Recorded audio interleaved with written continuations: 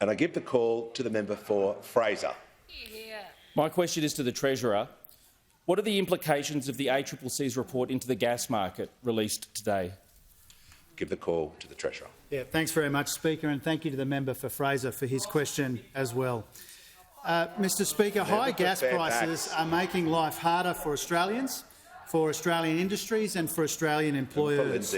Wholesale gas prices in the second quarter of this year, around the time of the election, were more than 3 times higher than at the same time last year. That's why in June I worked closely with the Minister for Energy and the Minister for Resources, and together we tasked the Australian Competition and Consumer Commission to investigate skyrocketing gas prices, to consider the supply of gas to domestic versus export markets, and advise the government of any regulatory changes that might be required. And I want to thank the ACCC and particularly its chair, Gina Cass-Gottlieb, for the first-class report that I've released publicly today, which combines an aspect of their regular monitoring with the extra work that we asked them to do. And, Mr Speaker, it contains some sobering reading, I think, particularly in relation to these 3 warnings that they issued. First, the upstream gas market is highly concentrated. Around 90% of the market is dominated by 3 major players. Second, exporters aren't always meeting the spirit of their obligations to the domestic market under the heads of agreement. And thirdly, the domestic market faces a major supply shortfall in 2023 unless action is taken to fix the regime. In other words, the arrangements set up by those opposite aren't working to ensure enough domestic gas at competitive prices. And the ACCC made it really clear that the timing of the gas trigger isn't flexible enough and the rules are too narrow, and the heads of agreement isn't working either because companies aren't consistently offering gas to the domestic market with reasonable notice or at reasonable prices. So most of our excess gas, the gas that isn't contracted, is being exported into the international spot market to take advantage of the current conditions. The domestic shortage that comes from this is expected to be about 1/10 of the domestic supply that we need next year. But here's the thing, Mr Speaker. There's enough uncontracted gas to meet our needs in Australia if the spirit of the heads of agreement is adhered to.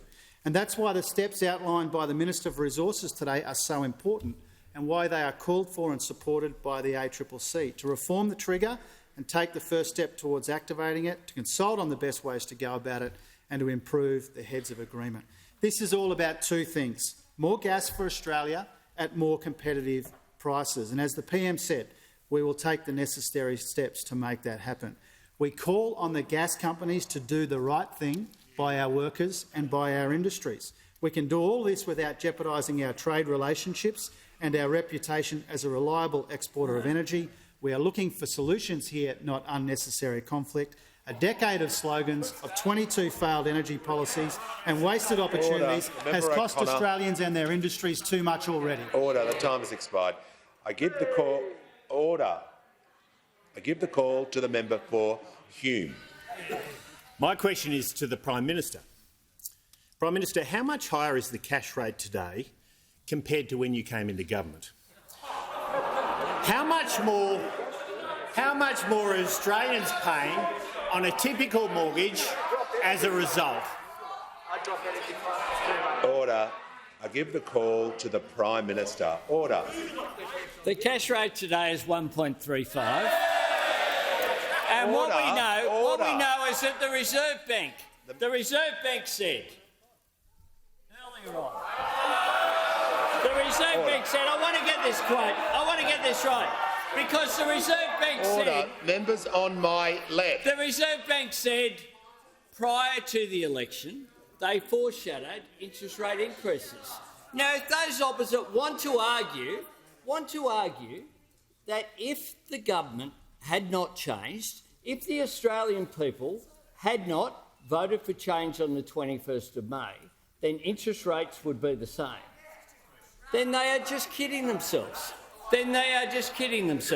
And we know that tomorrow the Reserve Bank will meet and is likely to make another decision. We'll wait and see what that independent decision is. But I do note that less than 1 month into the election, and this perhaps summarises the attitude of those opposite and where these questions derive from, where they said, quite frankly, the Labor government has had 9 years in opposition to prepare for the day that it would be in government, so there's no excuse. They spent 9 years in office. 9 years in office. They won't take responsibility of anything that they left, the $1 trillion of debt or any of the other chaos that they left in the economy, the failure on social policy, the failure on energy policy, the failure on environmental policy. They won't take responsibility for their failure on transparency, whereby, as we've seen, they hid the energy prices. Order. The Prime Minister will take a break. The Prime Minister has concluded his answer. Order.